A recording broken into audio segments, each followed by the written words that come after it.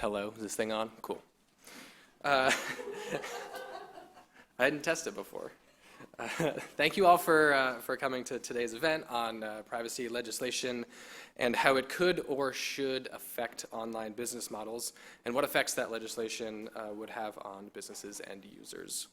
My name is Eric Null. I am Senior Policy Counsel at Open Technology Institute here at New America, where I have the pleasure of working on lots of consumer privacy issues.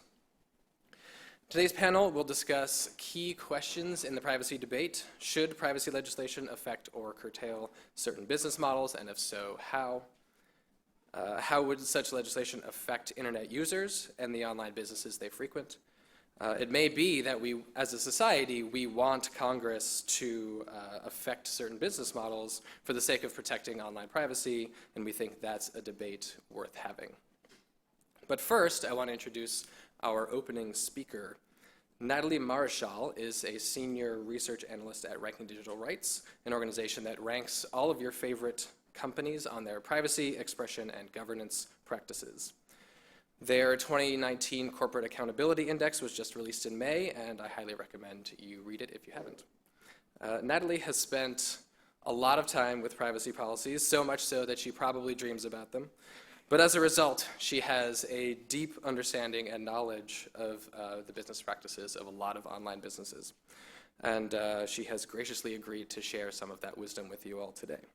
Without further ado, Natalie.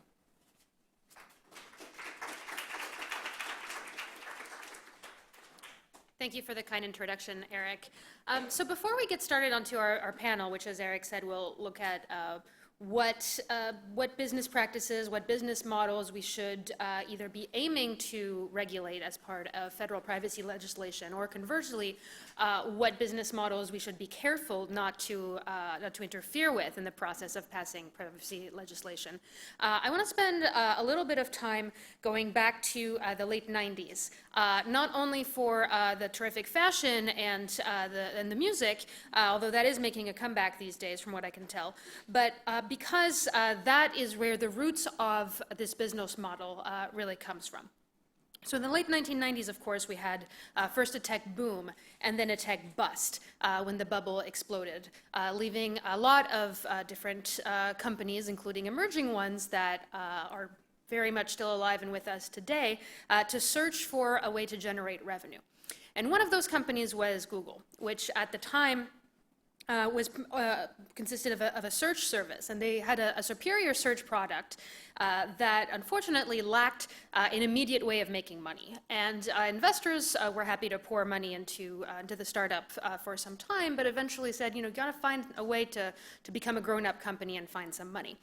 And so, the people at Google at the time kind of look around and see what are our assets and how can we turn these assets into money, and realize that as part of operating Google Search, they were incidentally collecting all kinds of information about their users, what they typed into the search box, what they did before and after searching different terms, what they clicked on, what they didn't click on, how much time they spent visiting different pages that they clicked on, and realized that actually they could use this data surplus to figure out what ads were most likely to be clicked on, and therefore more likely to be clicked on by what types of people, and therefore be able to charge more money for online advertising than had previously been possible. And so this really was the birth of of surveillance capitalism, the term that's been popularized by Harvard scholar Shoshana Zuboff in the past few years. And so from Google, this business model, the idea that you collect a lot of data about your users and then you figure out ways to turn that into money, spreads around Silicon Valley and beyond, bringing us to the status quo where the predominant business model for companies in many industries, not far from the tech sector alone, is to offer a free or a cheap service, collect user data, monetize it, chiefly by serving ads, but also through acquisition by larger companies, and rinse and repeat. And while there were some critiques from the very beginning of this arrangement, for a while, to most observers, it seemed like a win-win. Consumers get new, cool, useful services, typically for free. Companies could then largely focus on developing the products and services that they were interested in building and leaving much of the work of revenue generation to automated advertising exchanges. Advertisers then in turn can figure out which half of their advertising budget is wasted, right? I'm sure at least some of you have heard the old trope that half of all advertising money is wasted. The problem is we don't know which half. Well, this innovation allowed advertisers to figure out which the wasted half was. And in turn, that meant that these ad networks that place the ads can charge more per impression. And finally, or so the argument goes, consumers see ads that are more relevant to them and to their interests, and therefore everyone wins. Or at least that's the argument that many of us, by and large, bought into until very recently. So what's the problem? The first problem is that the cornerstone of this business model is non-consensual data collection at a massive scale. That, in and of itself, is a privacy violation, and it's really a testament to how embedded these business models are into our society and into how readily we've accepted Silicon Valley's narrative that many people don't see that as a harm. But even so, there's mounting evidence that targeted advertising business models and the company choices and practices that they incentivize contribute to a host of other harms. For example, well, first and foremost, maybe not foremost, but certainly first, there's the real risk and even the reality of data breaches. Data that is collected is vulnerable to breaches. End of story. Data breaches are going to happen, and that poses risks for consumers. Second, as we learned from the Snowden leaks 6 years ago, these troves of user information that were collected for commercial reasons can be and are accessed by governments, not always with due process and appropriate legal safeguards. And that poses a significant risk, again, to people around the world. Third, there seems to be a consensus that these platforms, when they optimize for engagement, and the reason that they optimize for engagement is to hold users' attention as long as possible and show you more ads and collect more data about you, tend to reward emotional, inflammatory, and otherwise clickbaity content, for lack of a better term. And that can lead to rage spirals piling on about certain issues, certain people, certain ethnic groups. It can easily lead to groupthink in terms of hateful dispositions towards certain groups, even incitement to violence. These are all things that we have seen happen on social media platforms that are optimized for engagement. Beyond that, at a certain point, personalization, because this is really all about personalization, becomes discrimination. I expect many of you are familiar with Eli Pariser's work on filter bubbles. And my question is, what happens to society when we no longer inhabit a common reality? When the perception that you have of reality based on what you see online, based on what is targeted to you, is so vastly different than what I see that it's impossible to find common ground and to have a conversation about the problems facing society. And I would argue that we're really seeing this happening already with all this talk of a post-truth era in the United States and beyond. And finally, targeted advertising enables political manipulation in unprecedented ways, which is not to say that political manipulation didn't happen before. It always has, and I'm certain that it always will. But it's qualitatively different today than it was in the pre-targeted advertising era. And many of these pathways to political manipulation are all but impossible to detect, precisely because no one is able to know what all the messages are that are circulating around there.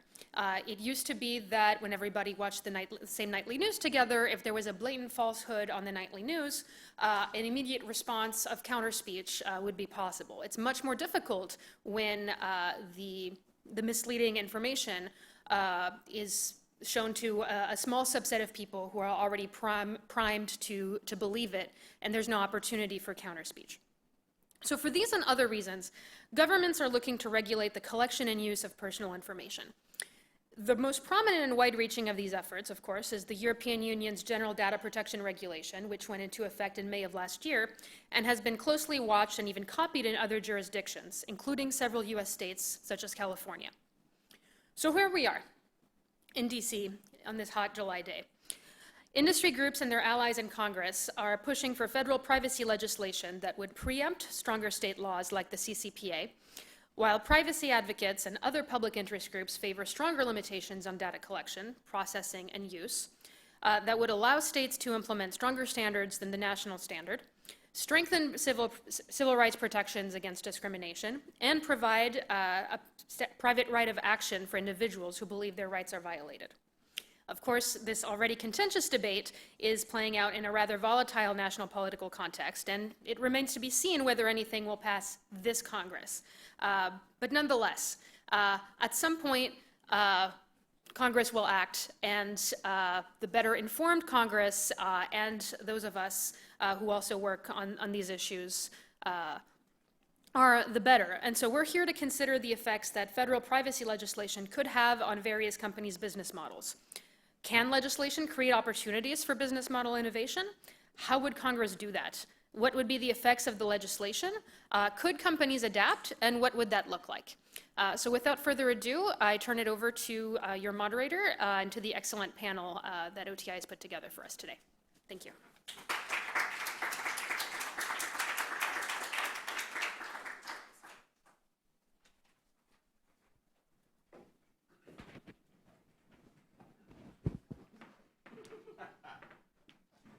You all hear me? Great.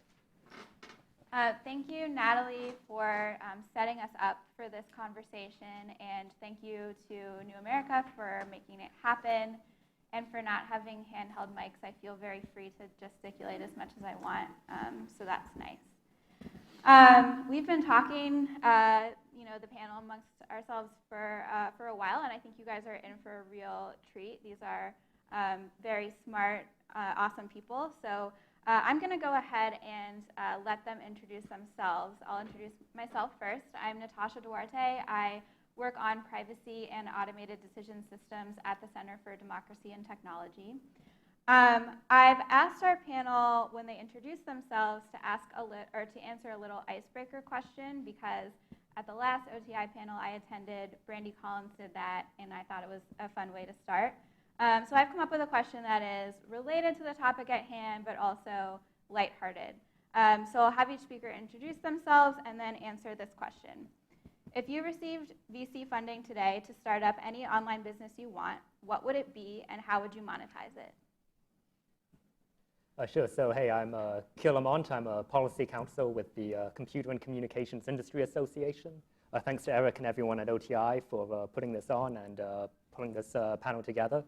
We're a trade group that focuses on open markets, open networks, and open competition, and we're one of many, many groups that has been supporting the passage of federal baseline privacy legislation, hopefully in this Congress. So if I was to start an online company, I would say kind of a service that uses keyword searching and AI to find and prevent spoilers that you said. So if I couldn't watch Sunday's episode of Big Little Lies, I had to wait till Wednesday. I could kind of enter that in, hey, whenever I go on Twitter, like find anything that says Renata or any other keywords and block it out so I can still browse as usual and won't receive any spoilers about sporting events, TV, movies, what have you. And I'd say I would monetize it with a subscription model or maybe a free model where a spoiler would be blocked out. Maybe an advertisement would appear in that place. That's novel. Yeah. So I'm Tian. I manage and run legislation at the Electronic Frontier Foundation. We are a public interest group that's based out in San Francisco, and we work in all sorts of areas from free speech to consumer privacy, government surveillance, fair use, transparency, and so on. So we're sort of in the crosshairs right now because being in California, we are dealing with a lot of really interesting battles over the contours of the CCPA, the California Consumer Privacy Act, and that has been, we've really been sort of buffeted both by a lot of industry amendments that are trying to weaken the legislation, as well as trying to push legislation on behalf of a number of privacy groups that we believe will actually make the world even better for consumers. I will give, as my answer to Natasha's question, a very concrete answer in that my wife has a startup. So my natural answer is I would want the VC money to go to her startup. And her startup is actually, I think, sort of interesting because we will not be monetizing data per se, even though, so what she does is her software is basically designed to work with a lot of digital photography front ends. You know, people are digitizing a lot of photographs, and in particular, they're doing it for ancestry and genealogical purposes, right? And so what her software does is enables these people who want to build family stories, family histories, the ability to feed, once you have fed in a lot of digitized photographs, to tag the people in the photographs and to be able to annotate those pieces of the photograph that hold historical or emotional or family significance, so that you can really do a better job of sort of tracing your family history.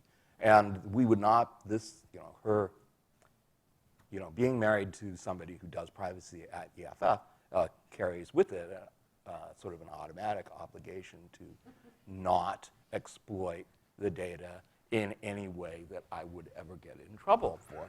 So she takes that very seriously, and so it really is on a service model, right? They have no intentions whatsoever in this business of monetizing PI other than that you pay for the ability to do these annotations and create these kinds of albums or these, any kind of work out of it with your own personal information, but they are not going to be monetizing that at all. So, thanks. Good afternoon. My name is Gabrielle Wright. I'm a law fellow at the Center on Privacy and Technology at Georgetown Law. It's a think tank focused on privacy and surveillance law and policy as it affects marginalized communities. And I want to echo the thanks to Eric and to OTI for convening this panel. So the startup or the business that I would launch would be a platform that helps people write books. I have a lot of friends who are interested in writing books, but it's something that would collect all the information that they have, like the characters, and if they're building a different world, like a place to store all of that information. I would monetize it through like a freemium, so kind of like a Spotify way of monetizing where you have contextual ads if you have the free version. And if you pay to have subscription, there are additional resources and there are no ads. I'm Megan Gray. Thank you, Eric, for convening this panel. I'm the General Counsel and Policy Advocate for DuckDuckGo, which is a search engine, most widely known product. It also has apps and extensions with additional features. We're the search engine that doesn't track you. So we make tons of money, but we don't use your data. And for my idea for VC money, I actually had this idea just a couple of days before you sit around the icebreaker, so I'm very excited. Not so much for the business idea, but because in a prior life I was predominantly a trademark lawyer, and I came up with a great name. So it's a web index that would crawl the web and then license the index for money to whoever would like it for whatever purposes, and the name would be more less. Thank you for humoring me in that icebreaker. So we are going to dive right into talking about some of the proposals or ways that privacy is actually being regulated and the potential impacts on business models and how we feel about that.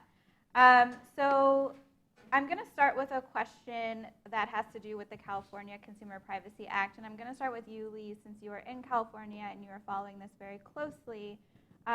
There is a proposal in California that called the Privacy for All Act, which would amend the California Consumer Privacy Act in several ways, including by prohibiting businesses from discriminating against a customer that exercises their right to opt in or out of the sharing of their data. So that means you couldn't refuse or degrade service or charge them a higher price or offer a discount in exchange for someone to agree to turn over more of their data or not exercise their privacy rights, which is commonly known as a pay for privacy. So Lee, how would a non-discrimination provision like this work for companies whose business models are based on offering free services in exchange for the ability to monetize customer data, such as a social media platform or a news website supported by behaviorally targeted advertising? Would they be required to have users who cannot, required to have users whose data cannot be used for personalization and advertising? So, excellent question, one that we have been wrestling with in the actual legislature. The funny thing about our version of the California privacy law is that the existing CCPA already contains a provision that is sort of or ostensibly aimed at the pay for privacy problem, but it does it in a very confusing and unclear way where it's almost sort of self-negating. That is, it allows for reasonable value, but it's really unclear how that is calculated. So our goal in AB 1760, which is the Privacy for All Act, was to try to clarify the way that the general price discrimination rule would work. As a practical matter, our bill was killed. It became a 2-year bill pretty much within 2 or 3 months. So the proposal is not on the table. But nevertheless, our general answer is yes. We think that it should be possible for consumers to enjoy these kinds of services without having to be subjected to that level of profiling, surveillance, and targeting. And if you're familiar with DuckDuckGo, you know that the sort of the solution that we think is likely to work is advertising that is not behaviorally targeted. We think that there are lots of ways that businesses can take advantage of their platforms and still be free without completely monetizing all of the highly granular data that they have. And it's one of the other issues that comes up in this area is also loyalty clubs. And we think the loyalty clubs are something that can work, but in a fairly restricted way. One of the main concerns that we have about loyalty clubs done on an opt-in basis is that they're within the context of a business, there's one set of uses, but then when the data leaves the organization, that's where the greatest problems are. So just last week, one of the amendments, or proposed amendments from Assemblywoman Burke attempts to sort of clarify the rules about loyalty clubs. We have always actually believed that loyalty clubs were okay under the CCPA, but they wanted the language to be clarified. So there's a bill that's going through to do that. And one of the signal points of the current version of that bill is that it would not allow sale of information by a business that's doing a loyalty program. And the normal loyalty program is one in where you are basically exchanging your PI in return for a discount. But then the second level of the loyalty program is then when the data is shared outside of the organization. And I invite anyone else on the panel to jump in on this. I want to talk a little bit more about pay for privacy, meaning the idea of offering people a discount in exchange for example, allowing the company to use their data for behavioral advertising or for something else. This has come up with broadband internet providers or cell phone providers, providing a discount on service in exchange for some ability to use a person's data for things other than just providing the service. So my question is, we know that in some circumstances these can be coercive to users who often don't know what they're really opting into, who may not feel like they can make the trade-off in cost and pay a higher price or forego a discount.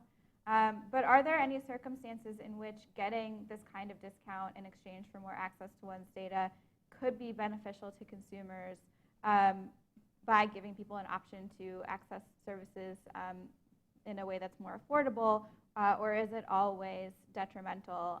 And so I guess the sort of logical extension of that question is, should we be looking to outright ban pay for privacy or discount offers, or should we try to be somewhere in the middle? Should we try to draw some lines around, what is a coercive offer versus what is an offer that is reasonably okay for consumers?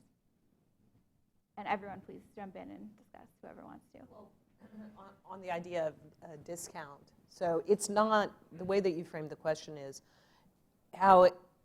what would be the advantages or disadvantages for the individual? And I look at it as much broader. It's like environmental. It's like cars. So you may have a more green car, right? And there's trade-offs for a consumer who's deciding whether or not they want to pay more for an environmentally friendly car. But that individual's choice is not limited to that individual. Like, it affects me, it affects you, it affects everybody else. So there are externalities to that choice. I think there can be circumstances in which an individual who wants to not make pro-privacy choices for whatever reason, that I wouldn't want to constrain him from doing that. But I think the way that we as a society deal with the externalities from those choices is if we set a baseline and a default, so that if somebody is going to go in a different direction, at least most people are not going to change their behavior to go out of their way to share more data that impacts the rest of us negatively.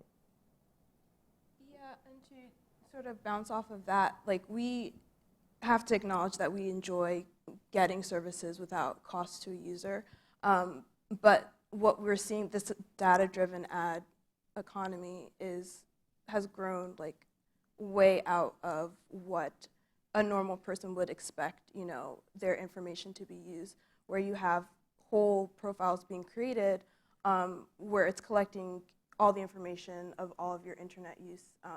And so there needs to be some restraints that are put in place, even if we do keep a free-to-user or low-cost-to-user system. I mean, I would say,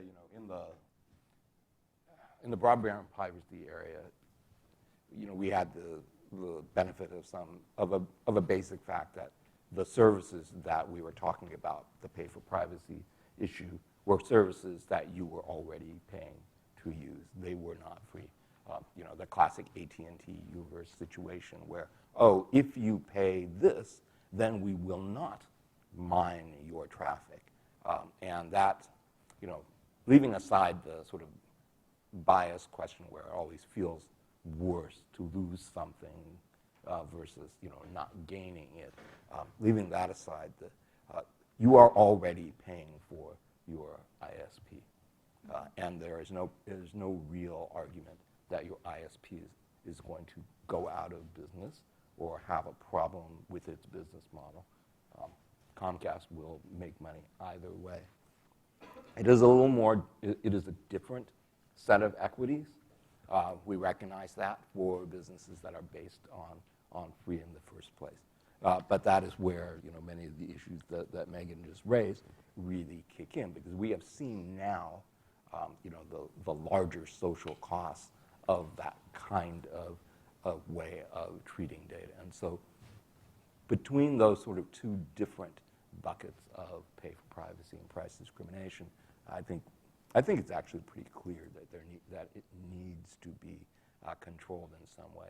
And even the CCPA, which is, as I said, relatively friendly on pay for privacy in its base version, the version that's currently in the law, does maintain this sort of out there limitation on usurious, unreasonable, unjust, et cetera.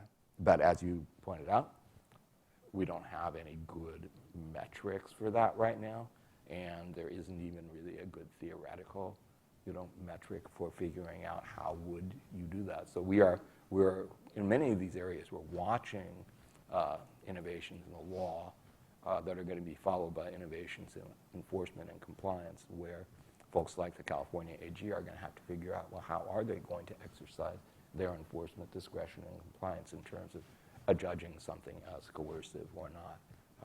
We just don't have, I'm not very optimistic about it, given that the current FTC has done such a sort of a weak job with a lot of infomercials and a lot of sort of free offers. I mean, Chris Hoofnagel and others have written fairly extensively about some of the behavioral economics problems with free models.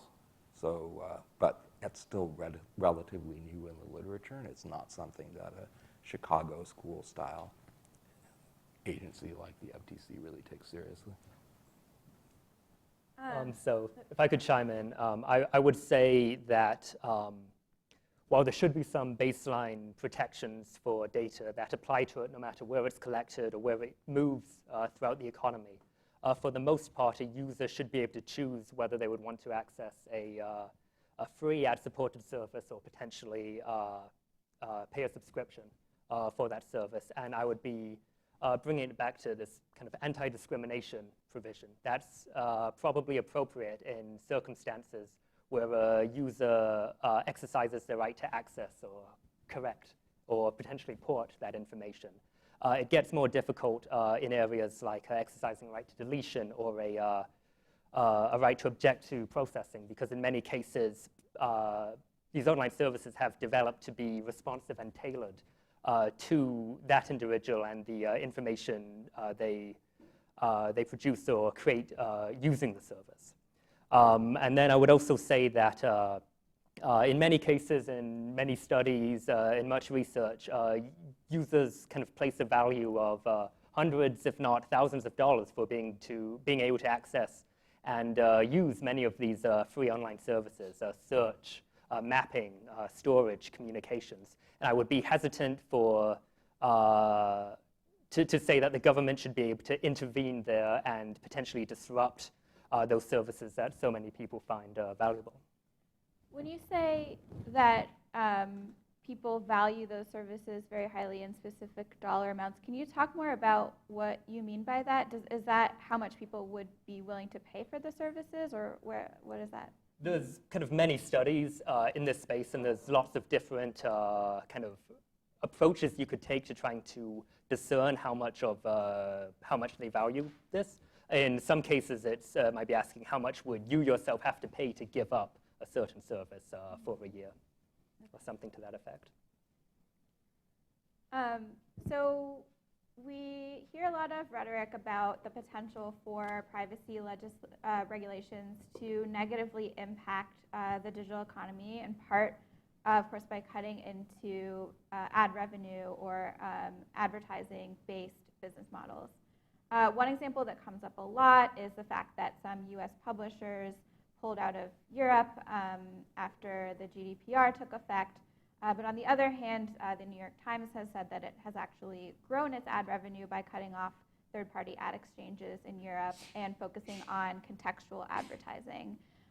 Megan, could you talk a little bit about the difference between behavioral and contextual advertising?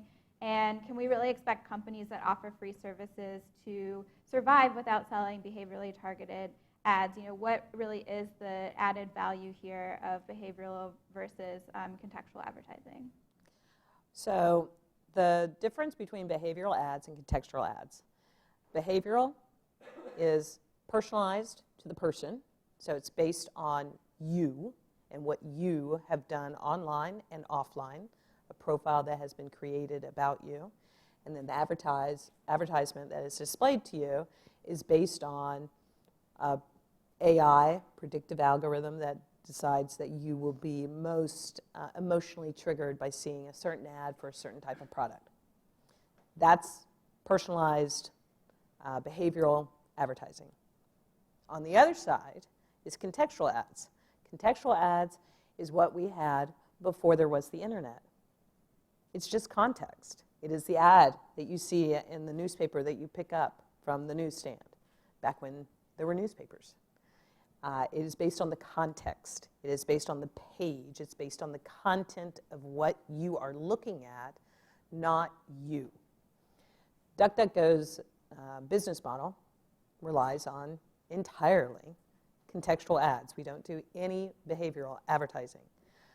We're a privately held company, so I can't tell you how much money we make, but suffice to say, it is a lot.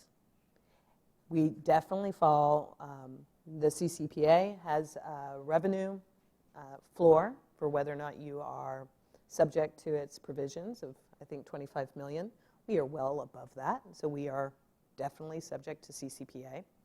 We are certainly, I would assume, subject to GDPR. Or GDPR, which is the General Data Privacy Protection Reg in Europe. All these companies that you mentioned pulled out of Europe because of GDPR. I don't believe that. I think that was a handy excuse. Our business model is such that our compliance efforts for GDPR were really easy. We didn't really have to do anything because we already are set up as a privacy-respecting company. So the business model that we have is an advertising model. It is just contextual ads, so that when you type in vacuum cleaner, you get a vacuum cleaner ad. If you then type in Volkswagen, you're going to get a Volkswagen ad. You're not going to get some ad that is a result of things that you've done on other sites or on our site. From our systems, we don't even know that the person who searched for vacuum cleaner is the same person who searched for Volkswagen.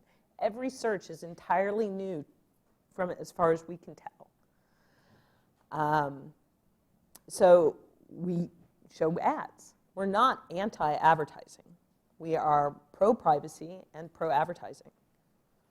So I hope I answered your question. And so what is the value that consumers are getting from behavioral targeting, in privacy notices and hearings, and Kira was just making the point that that people value personalized services. Gabrielle, do we think that this sort of trade-off that we're presuming between getting free or highly personalized services in exchange for giving access to a lot of our data is really in consumers' best interest, and should privacy legislation seek to just sort of try to get at the really bad actors and leave most of this sort of business model or bargain intact? Or do we need to curtail some of the prevailing business models to protect people's rights? And then should we be concerned about the impact of legislation on the availability of free services, particularly for maybe low-income people? Yeah, so I guess like working backwards, I think that there are, like Megan said, that there are options available to continue providing these free-to-user services where you do place contextual ads rather than, collecting everything that I've looked at for the past 30 days and then using an algorithm to spit out what, I may be thinking about wanting to buy from Amazon today. So we need to also acknowledge that the exchange isn't equal. For those reasons, the fact that there are these algorithms that are collecting all this information in ways that less sophisticated users are not aware of. So oftentimes you hear people talk about, I was just telling Megan that I'm planning on going on this trip, and suddenly my phone popped up an advertisement for an activity in the same location. I think my phone is listening to me, when in reality, there are these algorithms that are collecting all these information on you to place these advertisements. So it's clear that consumers... It's these breadcrumbs that you don't even know you're leaving. You're leaving, yeah. Right. And these algorithms are so sophisticated, they're using proxies to determine you went to this high school, and so we're going to predict that this is your race. And there are all these, ways that our data is being used that we as consumers are not aware of. And so there needs to be protections that are in place, but without removing these, free-to-user services. Yeah, it's interesting you bring up the issue of, people thinking their phones are listening to them. When that first started sort of popping up in reporting, as a privacy advocate who wants people to be informed, I think I and others sort of rush to say, well, no, that's not what's happening. And I still say that, but I also say, I guess, does it matter if that's what's happening? If that information is being collected in ways that are not transparent at all, and used in ways to target personalization or ads, or make decisions, recommend things. Does it matter if your phone is listening to you, or if your phone is just acting as if it were listening to your conversations? One thing that I like to point out with personalization, I think personalization has a positive connotation, so I try to stay away from it, because we all want personalization, right? I want my clothes to fit. But I don't want to be behaviorally targeted. And that's what actually is happening. So in the vacuum cleaner ad example, consumers want relevant advertising, right? So relevant advertising is personalized, but it doesn't have to be behaviorally targeted. So you can see an advertisement for a vacuum cleaner, but it doesn't necessarily have to be a pink vacuum cleaner, because somehow it's listed in some system that that's your favorite color. So. Of course. I wanted to piggyback off that as well. I know that Miranda from Upturn also, she will say that personalization is, the other side of that is discrimination, right? So you think about, you're searching for job applications, and the algorithm determines that you're a woman. What jobs are you then being shown? Because it's determined that other women don't look for, a C-suite position, versus if the algorithm determined that you're a man, it may present these job opportunities to you. And so that's another thing that consumers aren't aware of, that they're thinking this is an equal exchange. I have, a law degree, so I'm looking for law jobs. But because so you're expecting that exchange, but in reality, that's not the job that you may not be receiving jobs that you're, adequately qualified for. Yeah, and I just wanted to hit the sort of the business side of it, the website side of it, because I spent a lot of years ago. There was a real push for the do not track system, the do not track protocol, to be built into browsers, and for that to be respected by companies. And that was thought to be, we hoped that it would be a good way for people to be opt out of tracking consistently across the web. One of the things that was really interesting in the dialogue with the companies at the time was that they were very concerned about do not track. They were afraid that folks would, buy into the idea of not being tracked. But they did not care, at the time at least, about ad blockers. They really, it's like, yeah, we know there are some people who don't like ads, and they're going to block ads. And that's okay. Our research shows that the number of people who block ads is relatively small, and a lot of times all they're doing is blocking the ads. They're not blocking the sucking up of clickstream data. They're not changing the ability of a company to track you via like buttons or other widgets across the web.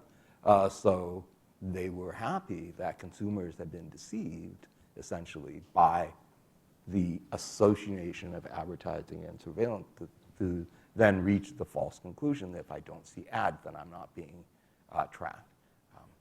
Today I think there's a little more sophistication in the ad blocker world.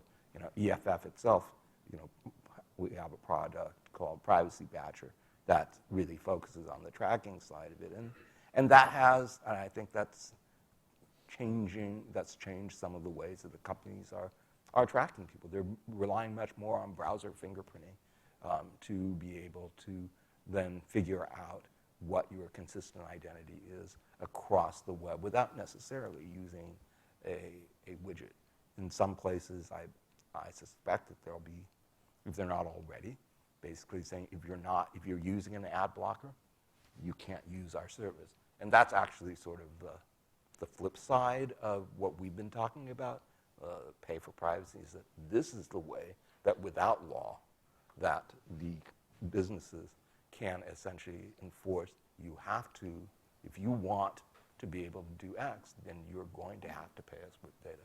So a lot of the pay for privacy discussion really only makes sense when you think about it in terms of what's been the default baseline for the last 10 years, and how are we going to restore some level of balance so that the consumer can actually not be sort of coerced into giving up their data.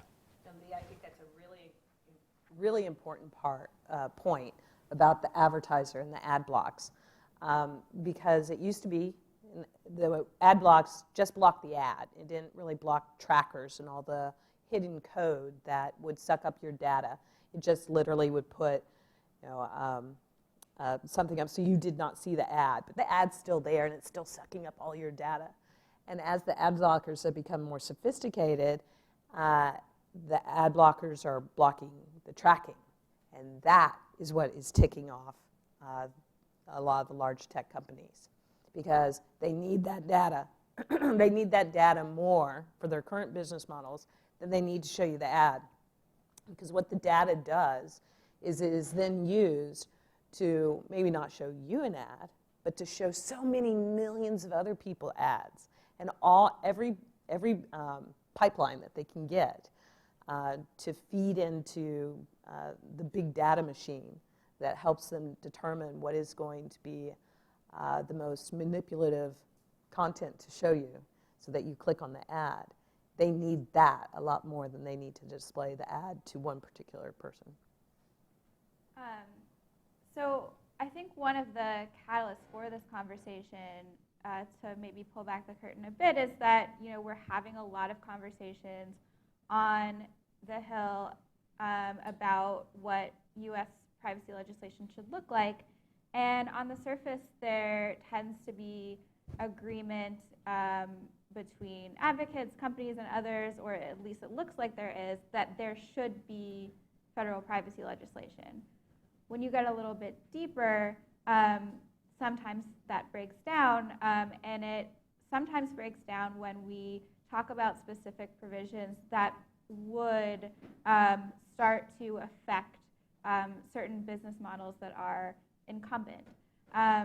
So here, we hear about this tension between innovation and privacy legislation, but what are some of the ways that privacy legislation might actually encourage different types of innovation, might positively shift investment toward other types of business models, and by overemphasizing the sort of framing of privacy legislation versus innovation, is there a risk of sort of blessing or over prioritizing the prevailing incumbent business models, and are we sort of missing out on what innovation could look like if we had some ground rules around privacy and it wasn't all about how much data can you get? Sure. So I'll say that privacy law versus innovation is not the correct framing here. Talking about privacy laws generally, they do impact kind of a series of different interests. You have privacy itself, which is notoriously hard to define and implicates a series of different values. You have potential impacts on freedom of speech and right to know. And you also have business interests in involving kind of competition and involving innovation, the ability to use data for new and socially beneficial ways. So I don't think there's anyone out there who views kind of innovation as this kind of magic talisman that you can invoke to shut down all conversation about privacy protection or rights. But it is true that if there was kind of an ill-drafted or kind of ill-considered privacy law, it could negatively impact innovation. You can imagine a privacy law that might be so prescriptive that small, innovative, disruptive players would have a more difficult time entering the market.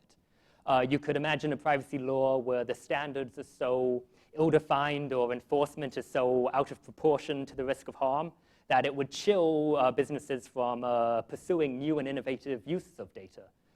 You could also kind of imagine several ways that a privacy law could promote competition and promote innovation on privacy practices. And I think we should pursue those in federal privacy legislation. One is transparency. The law should require that companies be upfront about what data they collect, how they process it, and under what circumstances it could be transferred to a third party. That will allow consumers to think about what is the business model of the company that I'm signing up for doing business with, and potentially switch. Another way to make that more probable and to promote competition on privacy-preserving interests and values is some form of a right of data portability, where consumers would have an easier time moving the existing information and transferring between different services. You could also see a kind of federal privacy law that promotes research, promotes investment and knowledge sharing on privacy-enhancing technologies. And there's a lot of promising types of technologies out there where you could do privacy-protective data processing, homomorphic encryption, secure multi-party computation, among a series of them. So on the innovation, what I would love to see is innovation in contextual ads. There has been none. We've had contextual online ads for, what, since 1998? And nobody has spent any time trying to innovate in that. So it's a very blunt instrument. You search for vacuum cleaner, you get a vacuum cleaner ad.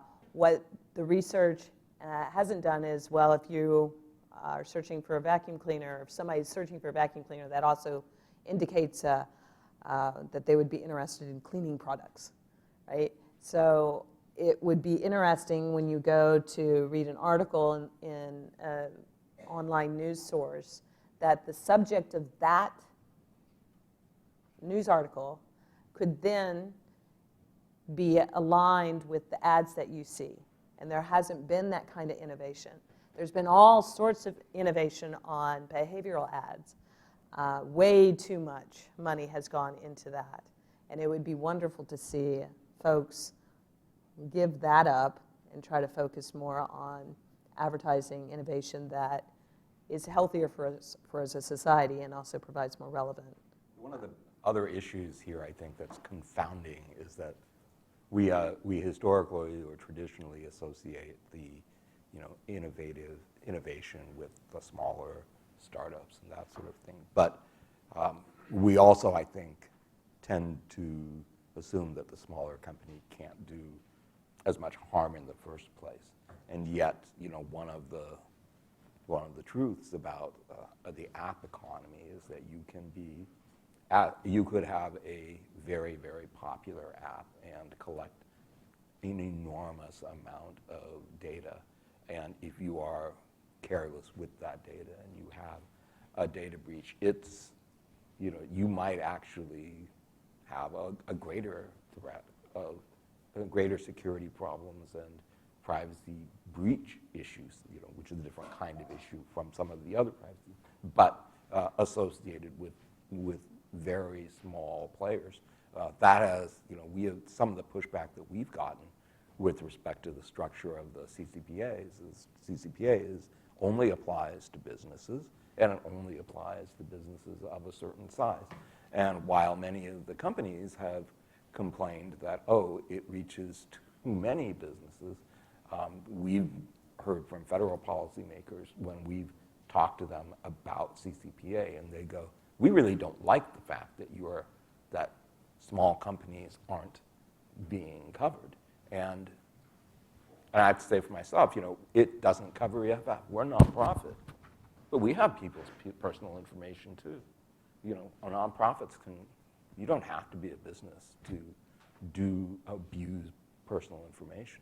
And so the idea that I also think it's problematic to think that you wouldn't say, also require that nonprofits observe, be beholden to privacy rules because it's super important. The other thing that I think is interesting when we consider the change in computing is the shift to mobile, right? There's so much more of what we do online is on mobile devices. And mobile devices have small screens. And that just makes it harder to display ads with any kind of, well, it just makes it harder because any ad is a real cost to what you're doing. You cannot see half of your screen. And I haven't seen the research. I would assume there is research that shows that as we really move, as people, the number of sort of person hours spent on these smaller devices has actually correlates in some way with complaints about advertising because it is. It slows time too. Yeah. It slows time a lot of times. Yeah. Just a sort of aside while we're on the topic of other types of business models, I have a bit of a background in journalism and have been noticing lately a lot more models where articles or journalism is sort of recommending products, and then they get a cut if you click the link. And I think it would be interesting for a future conversation to talk to people in that field who, journalism is a field that has gone through this huge shift in sort of losing the model that they were used to getting their revenue from and having to find new creative ways to fund their businesses. So not for this conversation, but I think for a future conversation it might be interesting to talk to that industry about what they think about the changes that have happened, and in general, should we be talking more to looking more to other sort of historical or other sort of sectors or areas of law examples of where either regulation or economic forces have caused changes in the ways that business have to work. Regulations around automobiles requiring changes in how you have to build cars. These are just sort of. It's a great example, actually, if we're going to start wrapping up, is because with privacy, we had the regulations of cars, and everybody claimed the complete automobile industry was going to be devastated by having emission limits. And then you had the invention of the catalytic converter, right? And the automobile industry is still with us. So the sky did not fall. Right. But what you were saying, it's interesting because I think that the FTC has, one part of the FTC's jurisdiction is over deceptively formatted ads. Yeah. And one of the things that they've been concerned about, even on the platforms, on the Facebooks in particular, is how the advertising can appear in native format. And when it's native format, then it falls within their jurisdiction as commercial speech, whereas when it's not actually an ad, it doesn't. But many, many people can't tell the difference. And we saw that with, going back to children's TV in the 70s, where basically there were program-length advertisements. So I think actually this FTC, well, maybe not this FTC, but I know some of the commissioners are actively thinking about those questions. Yeah, and I think the outlets themselves have gotten more transparent about native advertising, some of them at least over time, as there have been more enforcement actions. But I'd also be curious to see what the industry itself thinks about this sort of replacing other models like more traditional advertising models or subscription models. Anyway, we don't have time to get into all that today. Thank you to our panelists. I'm going to open it now to questions from the audience. And I believe we have someone with a mic. While we're waiting for the mic, I put out some DuckDuckGo stickers on the tables outside, so be sure to grab some when you leave.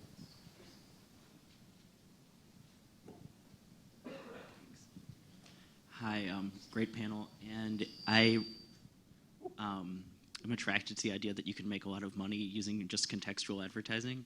And so I was just going to ask the panelists to imagine a scenario where suddenly overnight, like all the, say, American tech companies who do targeted behavioral advertising just switch to contextual advertising.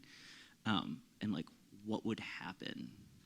Economically, I feel like it would be safer, but can anybody imagine what would happen if it just... It's very doable. Like, this is not some la-la land. You could pass a law that says do not track outside of your website, and that would go a long way to solving the problem. And they would still be hugely profitable. They may not be obscenely profitable, and I'm okay with that. But they would still be able to do their moonshots and have all their businesses. There would not be mass layoffs. And anybody who says to the contrary is just hogwash. Yeah, and I think that it's, like, I don't think anyone on the panel is saying no ads. It's just not using ads that are generated from, like, a user's information. I know there's sometimes a distinction of, like, private information, but, like, proxies can be used to generate, you know, something that's more private.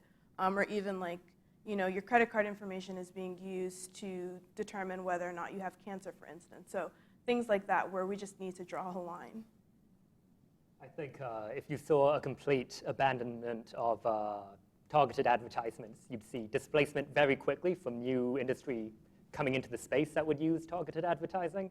And I think for the existing services, you would see worse services, and I think you would see far more paywalls across the internet. And I think it would be really, really interesting to see what it would do to political campaigns. Because one of the, you know, we talk a lot about, you know, the companies and the advertisers as consumers of this surveillance, online surveillance economy, but it isn't just them. It is also, it's used for gerrymandering. It's used for, you know, campaigns. We've seen how, you know, the Obama administration or the Obama folks basically said, yeah, we won. We were able to pull out some victories precisely because we're better at data mining than Romney. So, you know, this is, you know, it's gonna, there will be, I think, a lot of impacts, but I think that, but, you know, we're not interested, and I think most of us aren't interested in the specific health of any specific company. Rather, we're asking the question whether on balance for the internet economy, for our society, whether or not the loss of this ability to target so precisely, you know, would we still have a panoply of services? Would we still have technical innovation? Will we still be able to express ourselves online freely? You know, I think we would. Hi, I have two questions, and the first one is I read an article not too long ago in the Wall Street Journal where they said that if consumers were actually paid for the data that they give, the average American household would get about $20,000 a year. So the question is, you know, should consumers be paid for the data? That's my first question. And then the second question goes to transparency. For example, I mean, outside of the Beltway, I don't think people really understand how much of their data is being taken. So should there be an approach sort of like with your credit score, that you have access to everything that's in that file so that you know what they've collected, but also how they've collected it. And so, you know, you're not just signing away rights that you have no idea about. So, I mean, and also the privacy notices, shouldn't they be written in, and I'm a lawyer, but in non-legalese so that people actually understand what they're giving out, and specifically, and what things would you include in a privacy notification for consumers?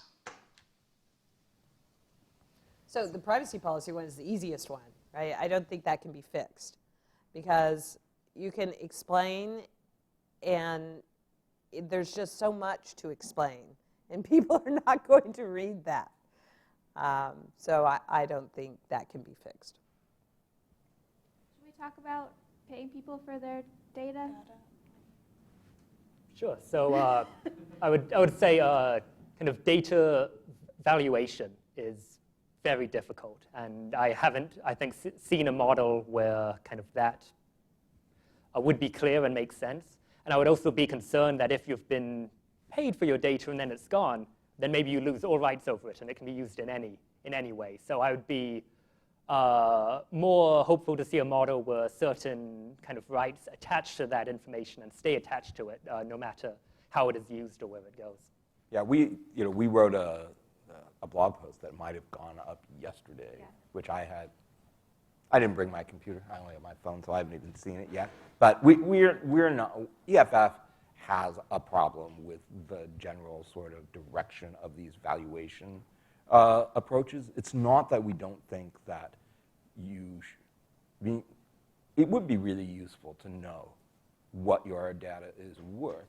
It's just that I think that it's, as you said, it's difficult to figure out. And it's not just difficult to figure out because it's like hard math. It's because the way that a company values data in terms of, oh, I have this much information and that enables me to get this much revenue from advertising is a very different thing than saying, oh, wow, because a particular bit of information about me was made available, my employer didn't give me a promotion, or I didn't, because the college admissions now is staring at all sorts of stuff on social media and looking at your scores, that I didn't get into the college I wanted, et cetera, et cetera. You can go on, but you see my point. This monetary valuation has got this commodification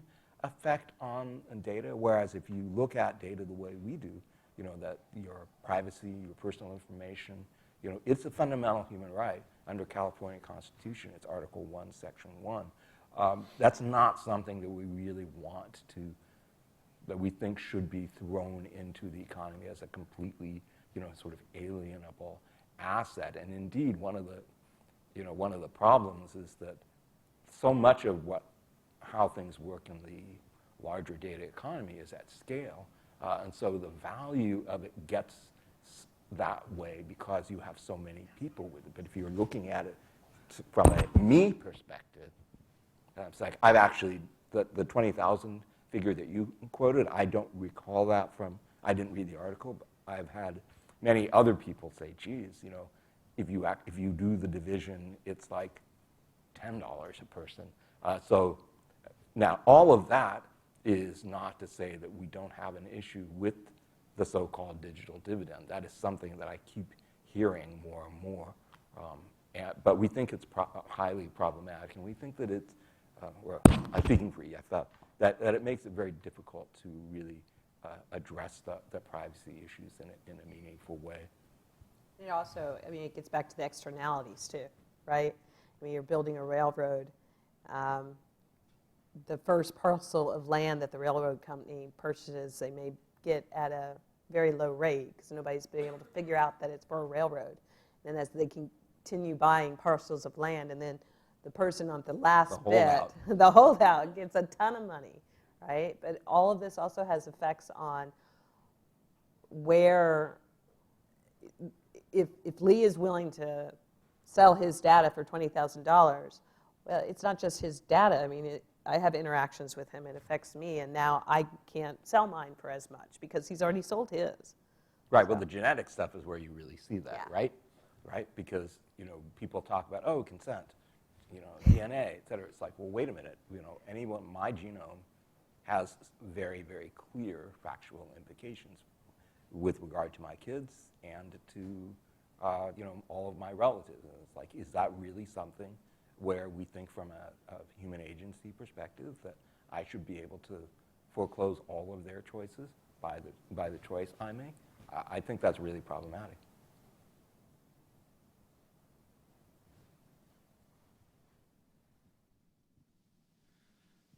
Hello. Thank you for taking the time today to speak with us. I just wanted to just make a quick point about the auto industry. I mean, they weren't necessarily going to be with us if it wasn't for a bailout, so it's not like it was actually Japanese innovation that pushed the American auto companies to change a lot. So there's that. This comes down to a question about the market then. And it seems like a company like DuckDuckGo is so popular because the market decided there needed to be a service that provided,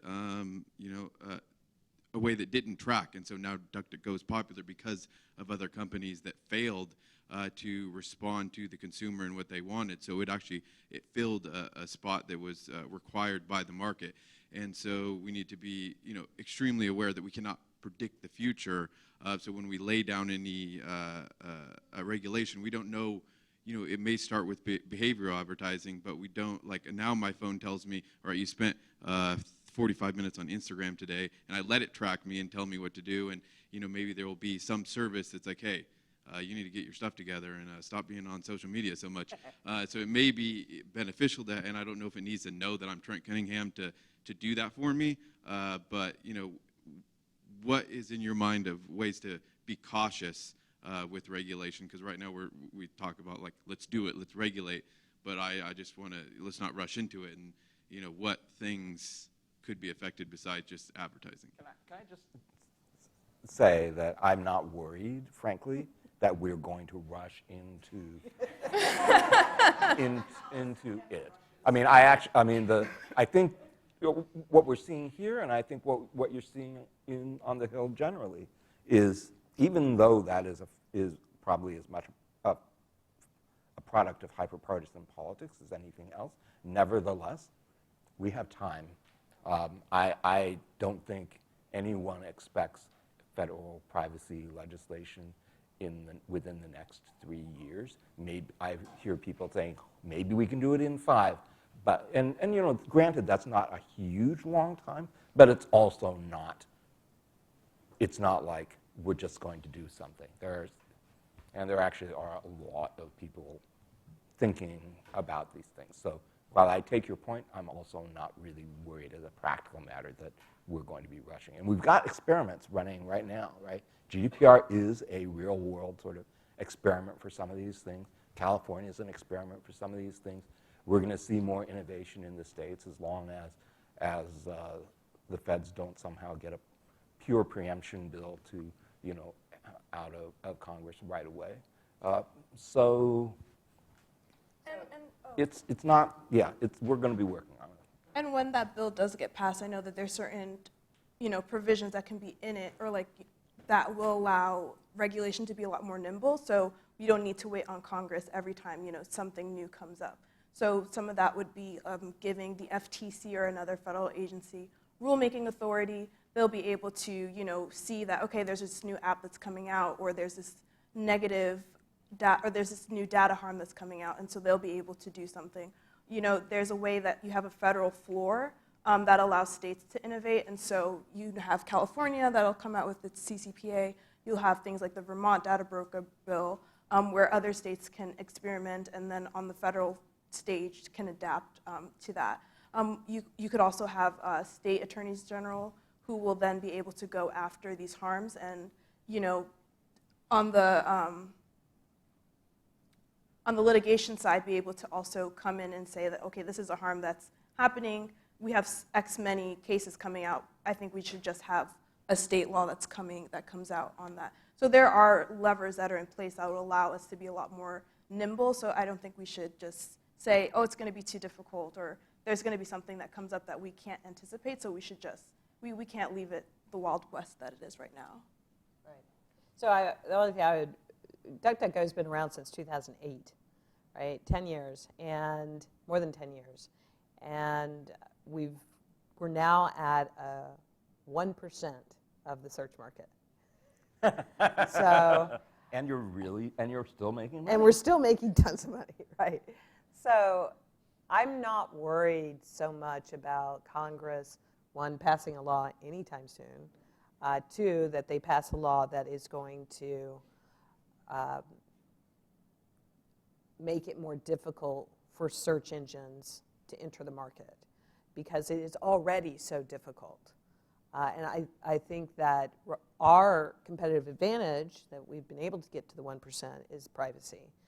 I would love to see other search engines. It used to be that there were tons of different search engines.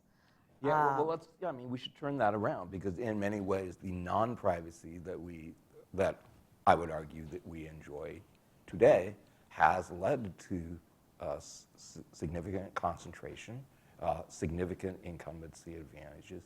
That has actually one of the byproducts, unintended or intended, has been it is much harder to invade a lot of those markets. And of course, now we're getting into some merger and acquisition behavior, right? Because we are talking about the tendency of the large companies to buy up the small companies that might come in because we can just afford to buy them, Instagram, whatever.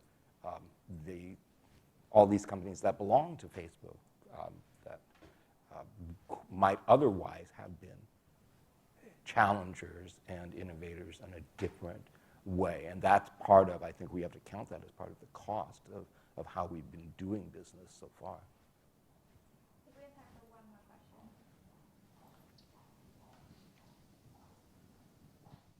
Good afternoon. I think it's where, is it where? Yes, there we go. This is such a complicated subject. And we know that there's a huge divide in our country between people like me who are 60 and above and people like most of you in the room who look like you're 12 and going on 13 to me, but that's just because I'm old. And we know that, well, what can I say? And I find even when I teach cybersecurity that the 18-year-olds don't have a clue how any of this functions, and that's what my question is about.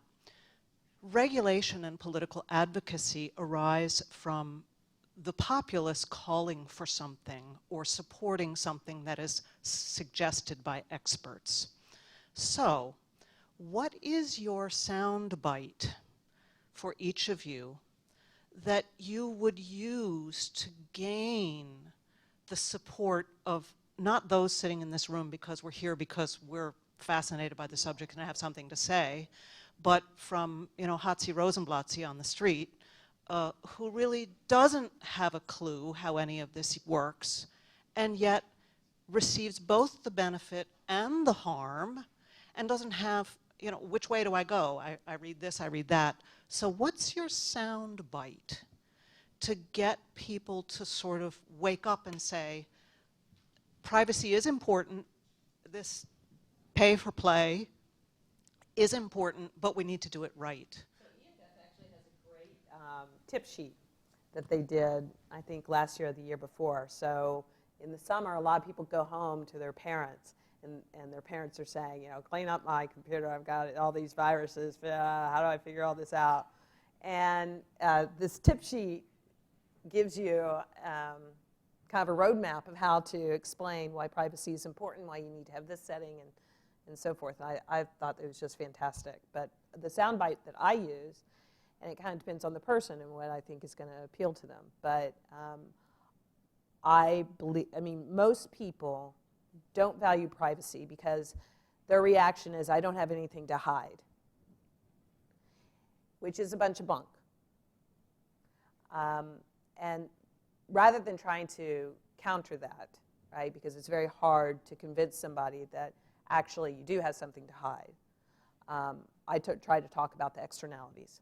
That it's not what you have to hide, but it's that your son is probably doing something that is going to cause him problems later on. And you need to think about the world that he's going to be living in. So if I could take the moderator's prerogative to take a stab at this, I actually disagree that people don't value privacy because they think they have nothing to hide. I know sometimes people say that, but what I see with most of the people I know is that they have some inkling that they probably shouldn't be just opting into all of the privacy notices they get, that they want to use these services. They're in the back of their mind somewhere, they have this concern about what's happening to their data, but no real ability to actually see what's happening to their data and create a mental map of that allows them to do anything about it. It is daunting and overwhelming. And so what I say to them is, that's okay. I feel the same way.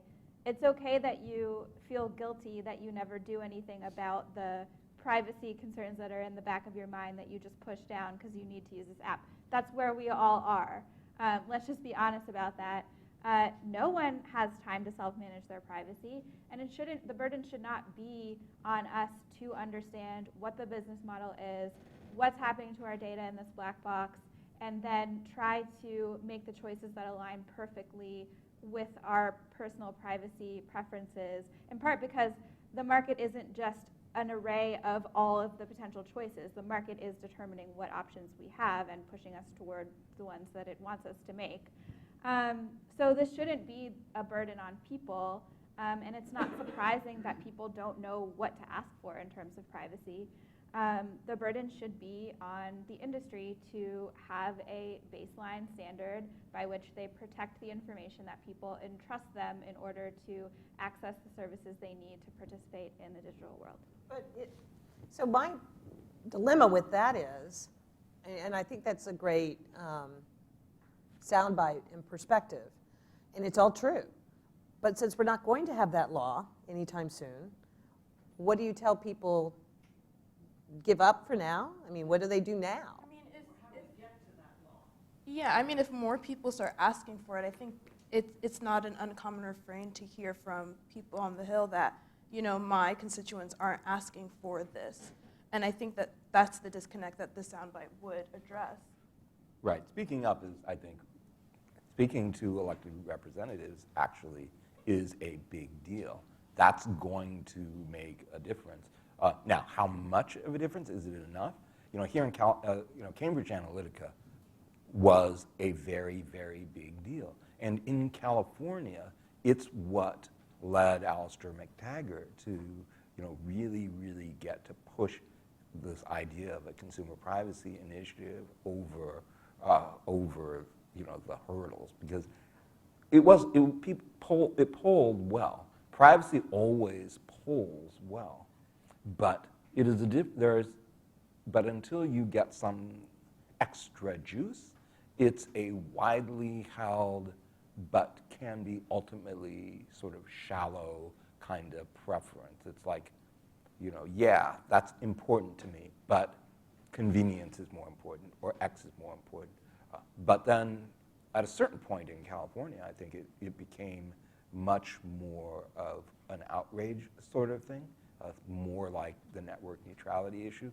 You know, network neutrality was great as an issue to campaign against because everyone hates Comcast, right? I mean, seriously. I'm not just like saying that to try to be funny. I mean, everyone really does hate Comcast, and so our actions that pointed out that this is what Comcast wants, and you will be taking something away from them, incredibly effective. Now, the fact that we had that super high levels of support at the grassroots does not automatically translate, though, into support in Sacramento or in DC.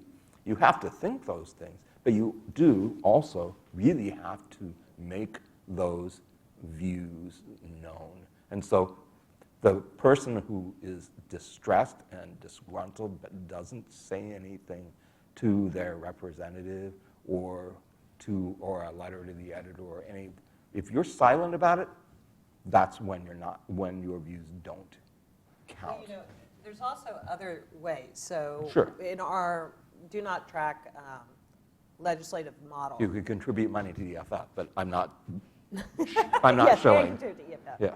Is that about a third of Americans have the do not track signal set on their phones and on their computer browsers. So like that should be enough. I don't need all of them to write to the legislators. I could just say, look, this is a fact, and it's measured and it's reported. The do not track setting does nothing. So folks don't understand that part, and it's unfortunate. But it's like putting up a sign in your front yard. I support privacy, and I would really like this, presumably, to do something. The other thing I'll real quickly point out is there was a study done maybe 10 years ago that showed that more than half of Californians believed that if a website or a website had a privacy policy, then it did not share your data. Yeah. So that is false, right? but people thought that, right? And so it is natural. You can't expect people who believe that the existence of a privacy policy means that they're not doing anything. You can't expect them to get all upset about giving information to that website. They are just really, really sadly misinformed. But there are a lot of things like that we find out in the activism and advocacy world that we don't expect, that we have to try to overcome in order to try to make something happen. And it's reality, and reality is messy, and it's full of those sorts of things. So yeah, it's going to take a lot of sound bites. Okay, we're over time now, so there's a reception waiting for you all. Let's thank our panelists.